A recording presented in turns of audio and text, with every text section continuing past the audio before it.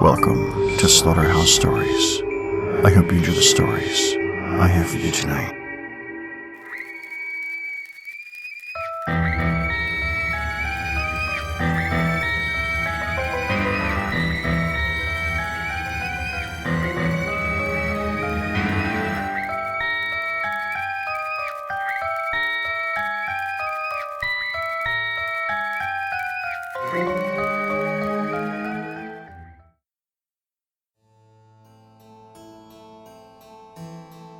Hello to all you things that go bump in the night.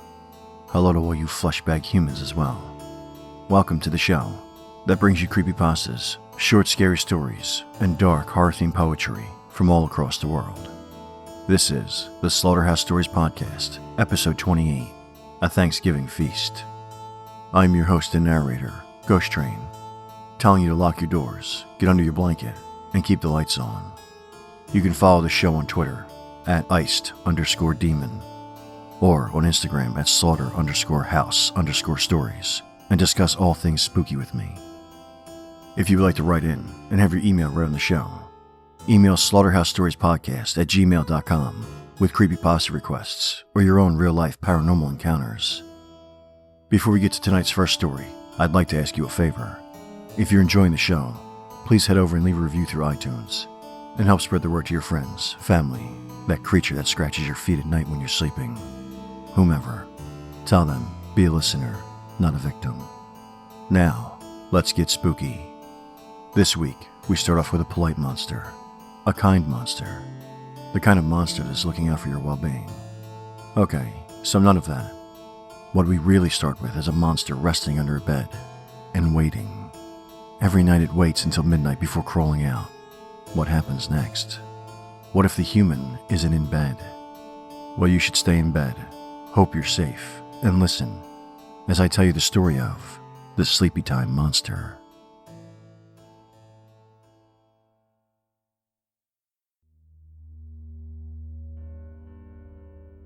Ever since I was a child, my life has taken on a series of unfortunate events, if you will. I suppose the monster under my bed was just a cherry on top of my misfortune. I took to calling it the Sleepy Time Monster, childish as it may sound. I could assure you, however, it is anything but. I was born to a drug-addicted lowlife that abandoned me the second she could. I was sent off to foster care, and there I stayed, shuffling from home to home. However, misfortune seemed to follow me wherever I was present. My first foster parents' house had burned down, with them in it. I was naively unaware, just being 2 years old at the time. My second foster parents drowned in a freak boating accident. Of course, I survived that as well. The chain of events kept up. Just as I would settle in my new life, another tragedy would occur, and I would be ripped away, back into the foster system. After time, I learned to become desensitized to it, learning to never become attached to my new family. They always ended up the same as the rest, 6 feet down beneath a gravestone. The first time it came, I was 7. My last foster family died in a car accident that, of course, I survived in a cruel twist of fate. I was laying in bed, reading Oliver Twist, if I can recall, when I glanced up at the clock.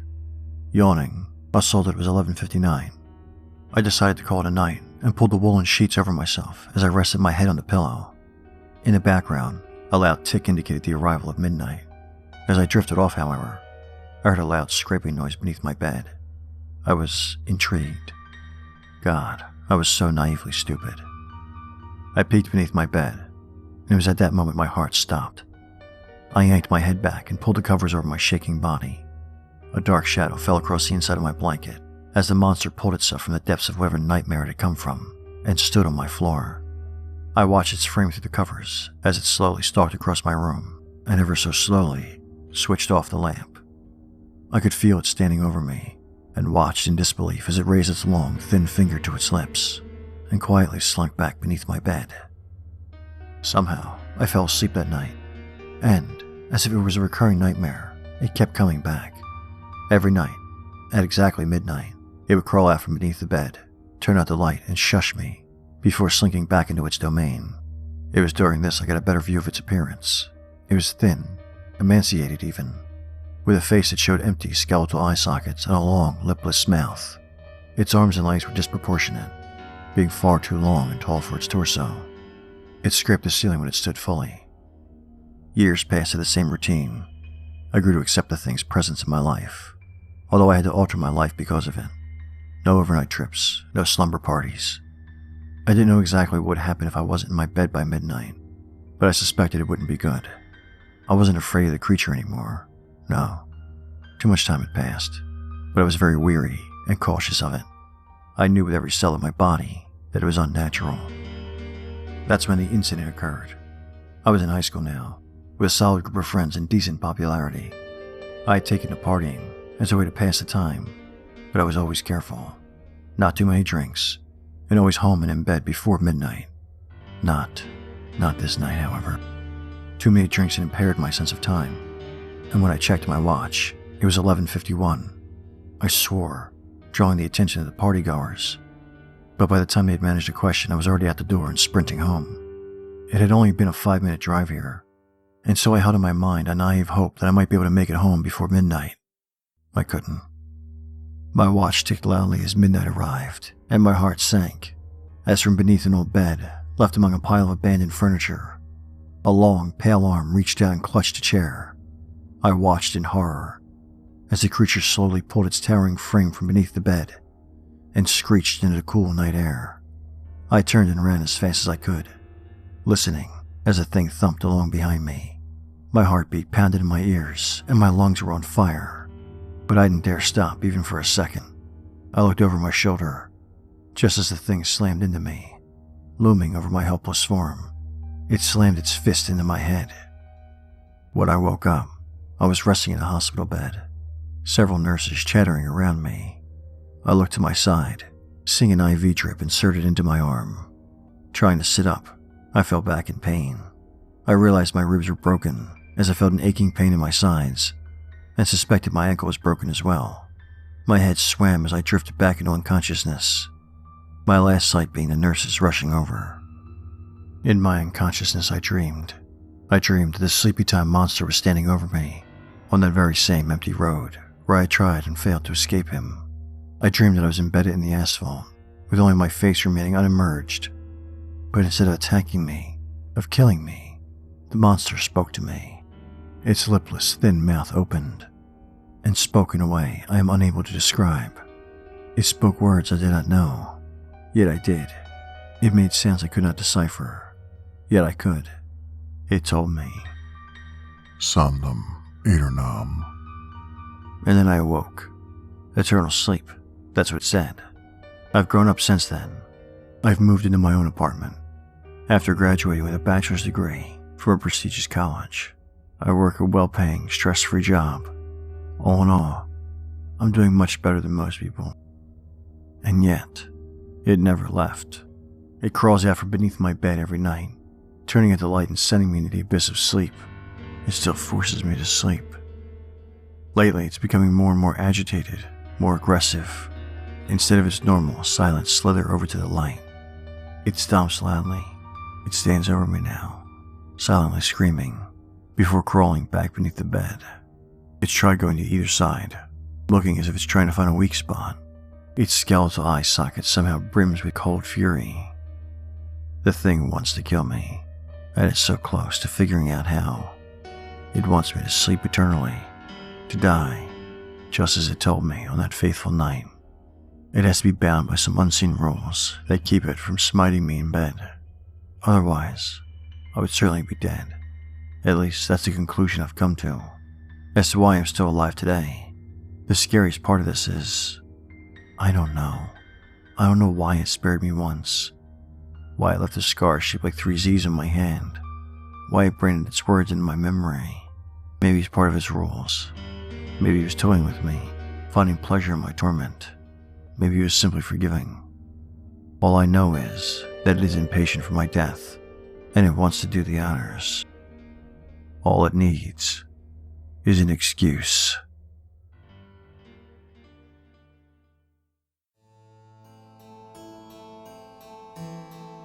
Listen here, human.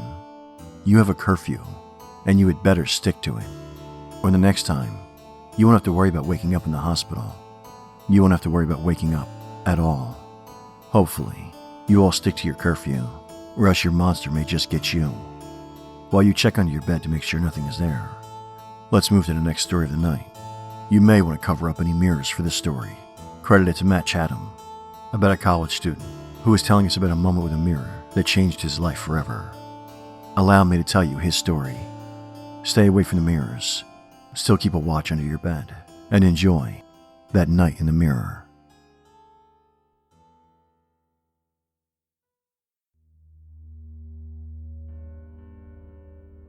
I'll tell you right now that my story doesn't have any dramatic climax or any cathartic resolution. Don't bother listening if that's what you're looking for. My story is of one very specific moment in my life. One which, try as I might, I cannot negate as a trick my exhausted brain played on me, or a momentary lapse of reason, and subsequent plunge into childish fears. I think a fear of mirrors must be fairly common in this day and age. I remember when I was young, I saw one of those compilation TV horror shows, the ones where there'd be a different short scary story between commercial breaks. In retrospect, it wasn't the scariest thing in the world, and if I saw it again today, I would probably invite friends over, and we could quash our collective fear by mocking the bad acting or ridiculous storyline. All I remember of it is that in the story, a man was being constantly tormented by a disfigured, murderous psychopath, but he only saw him when he looked in the mirror. The whole story was a typical song and dance of the man catching his stalker in the mirror behind him, turning to face him and finding nothing there. Maybe the reason I remember it so well is because it was so shortly after I heard my mom die. I say heard because I never saw her body. I was watching TV, a different show, when I heard what sounded like porcelain breaking, followed by a loud thud coming from the kitchen 2 rooms away. The sudden noise was oddly unsurprising, but I remember craning my head to see my mom's legs sprawled on the tiled floor. I couldn't see any more of her. The door frame was in the way. Luckily, I suppose, my father ran in first, calling her name somewhat frantically. As I stood up, but did not advance, and have what I imagined was fear, I remember him telling me to stay where I was. The doctors told us a virus had gotten into her heart. I remember my father protesting that he hadn't even heard of that before. Neither had I, but the concept of death was fairly new to me, and I remember being filled with an overwhelming sense of existential fear, as if I, or anyone I knew, could suddenly crumble into a pile of lifeless dust at any moment. I don't think I was a very fearful child, though. Not more so than most, and even my uneasiness around mirrors didn't trump my other fears of spiders or being in cramped spaces. I guess it makes sense that mirrors are a source of fear for people. One of the defining signs of self-awareness is whether or not an animal recognizes itself in the mirror.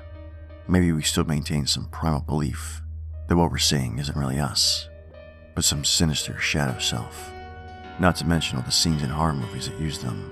A character bends down to splash water in their face, and when they lift their head back up, their face is distorted in some gruesome way. I had just gotten home from a party at a nearby frat house.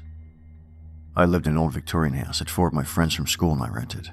I was the only one home, having left the party early, if you can call 2 o'clock in the morning early, and my roommates were all still out.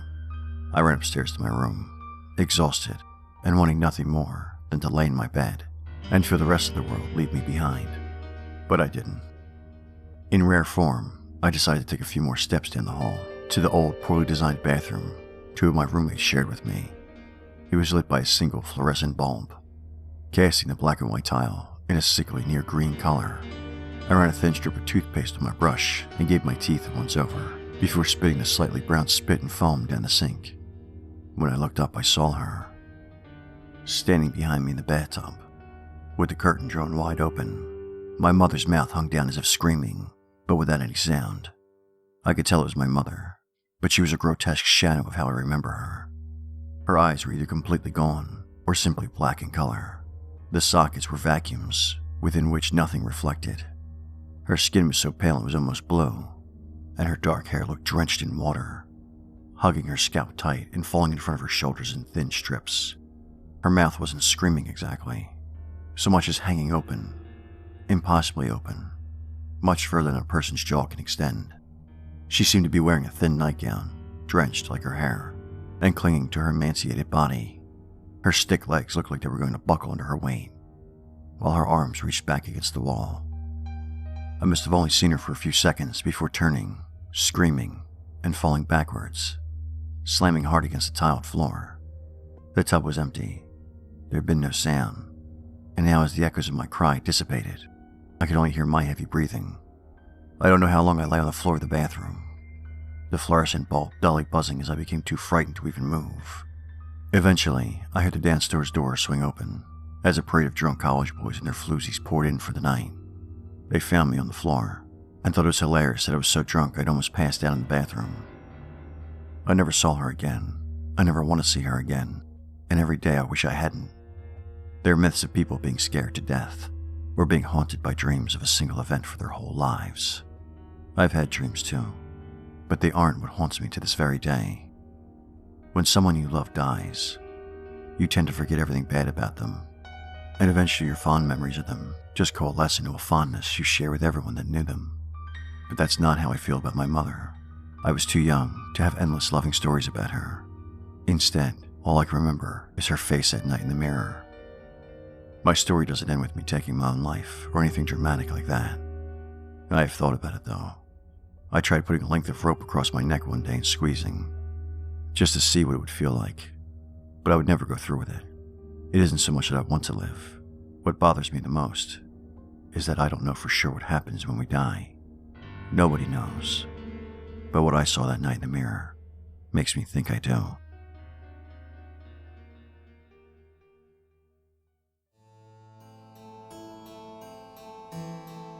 I don't know what the issue is.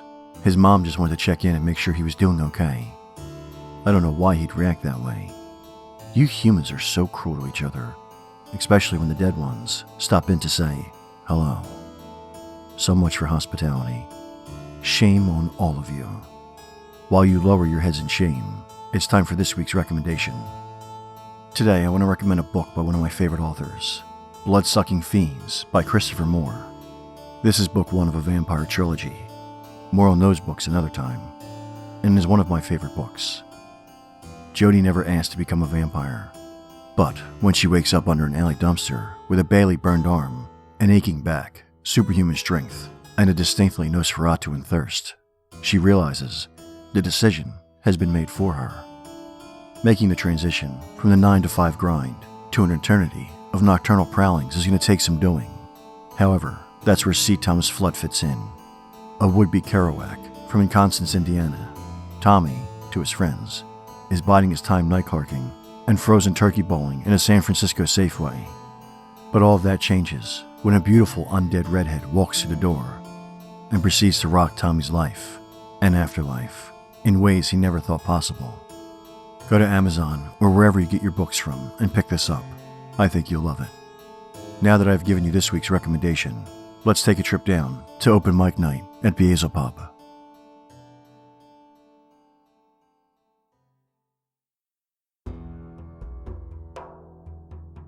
Welcome, fiends, to open mic night at Beazel Pub, where we invite you to sit right here and go into the more poetic side of fear. Poems of murder, creatures, and ghosts. All the things that scare you the most.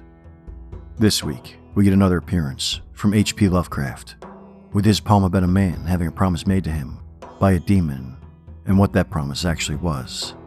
And to end open mic night, a poem by the Wizard of the Woods, about the one who takes the blame for so much death and destruction committed by you fleshbags, and the misery it causes. Pour a drink, snap your fingers, enjoy the rhymes, and listen to Homecoming and The Blame Lies Not With Me.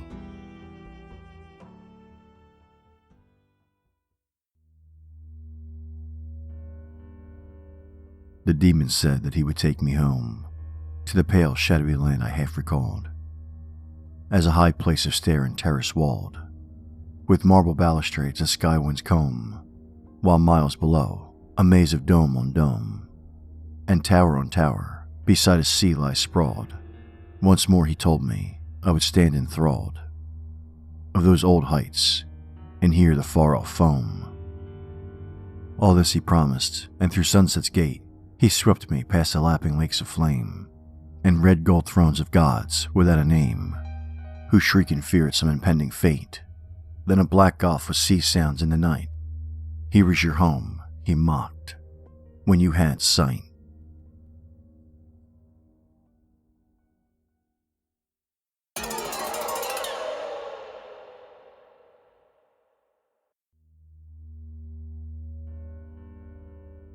It is not my fault your loved ones die, for everyone fears when the end is nigh. When men are shattered and their limbs fly, the blame lies not with me.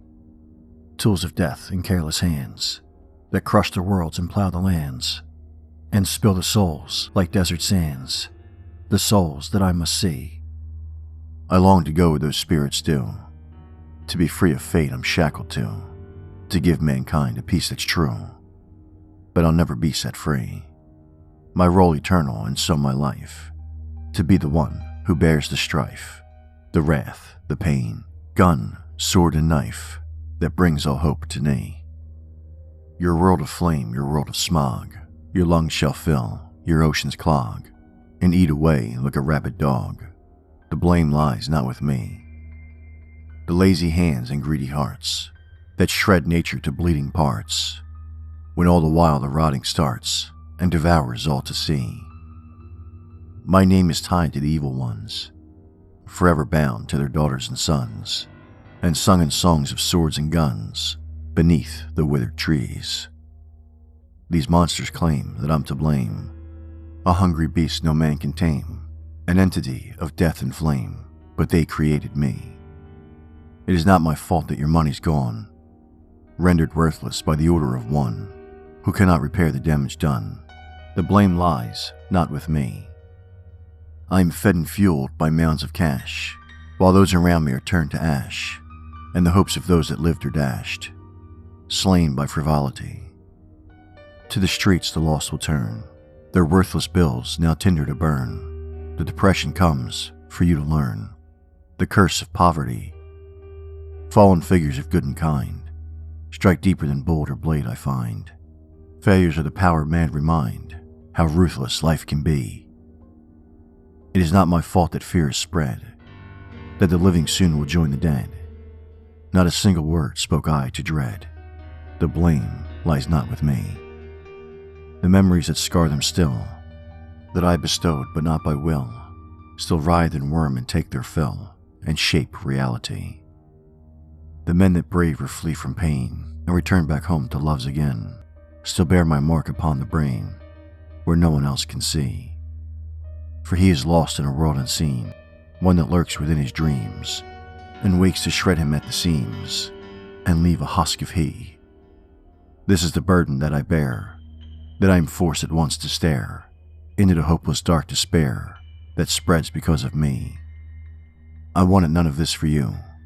I want mankind to gaze into a future bright and peaceful and new, one I can never see. I say I carry not the blame, but truth is that I wear the shame that comes from being thrust the name of war, for that is me. Forevermore I walk the path of fragile life destroyed by wrath, of broken men and psychopath, and wade through bloody sea.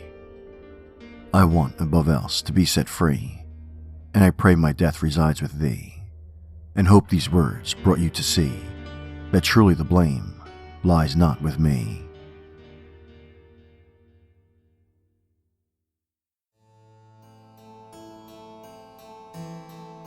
The demon kept his word. It's not his fault the result wasn't very enjoyable. And how sad for war, always blamed for what you humans cause. It's okay, war. I don't blame you, buddy. I don't blame you one bit. But now that I've shamed you humans again, let's leave the pub, pretend to be safe as you settle back in at home, and move into tonight's main story. It's time for the Newcastle Chronicles.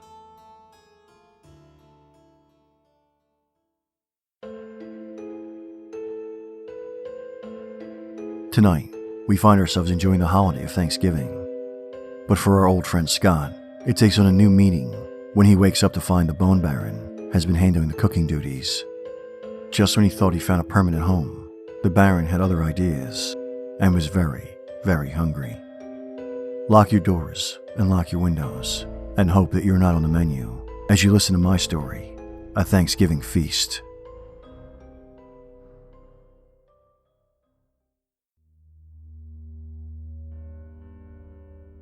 I thought we would keep going after random people, breaking into their houses and doing our thing before sneaking back to the foster home.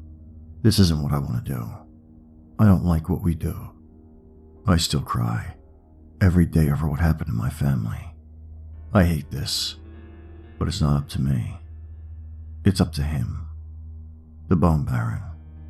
He takes over, moves my hands, moves my mouth, makes me think this is what I want, when really this is him. And I really like this new family.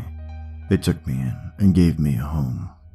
They said they wanted to bring me to a home full of love and healing because of the psycho that took my family away. If only I knew what really happened. If only anyone knew what really happened. Then I'd be locked away. Everyone would be safe from me, and I would be safe from him. But of course no one accused me of anything. I was just a victim. And when I tried to tell them, he took over. What an actor. I hate when he's inside my head, when he's in control. It's easier when he's just a ghost, standing in the corner, where no one but me can see his disgusting, deformed face, where no one else can smell the stench of death and rot and cooked flesh that comes off of him. Michael and Jane were so nice to me. As hurt as I am over my family, I really started to love them. And my new brother, Mark. They were so upset on Halloween when I disappeared and didn't come home till late. But even then, they said they were disappointed, but happy I was safe. Jesus, if only they knew what I was doing. What a loving family. I thought this was home, but It's time. The Thanksgiving feast is served. Begin. what? For fuck's sake, I've been cooking this whole time and didn't realize. I hate when he takes over. Jane, nice and ground up, turn into a wonderful stuffing. The insides of Aunt Felicia, boiled, beaten down, and added to cranberry sauce, is like nothing you've ever tasted. Plus, we hated her anyway. Your brother Mark was a perfect ingredient for the apple pie. But that's for dessert. But would you look at how your new daddy Michael turned out? Take one bite and tell me you wouldn't be convinced that's turkey. Why? Why do you do this to me? Why not just kill me and find someone else? At least stop making me cook them. They have to be cooked. It really does taste so. I know. Scott, happy Thanksgiving.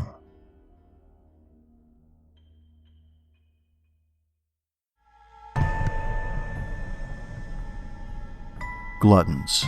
Scott and the Bone Baron really can be such pigs sometimes. I mean, the whole damn family? Again? Where does Scott put it? It's like his stomach is a black hole. And now I'm really Hungry. so I guess I'm gonna have to stop by and see if there are any leftovers. What? I don't like you humans, but damn it, are you delicious. Now, I believe there's enough scares for this week. I hope you will join me again next week for more stories that are sure to keep you afraid during the day and awake at night. Thank you for listening. I hope you enjoyed the stories that I had for you tonight. And until next time.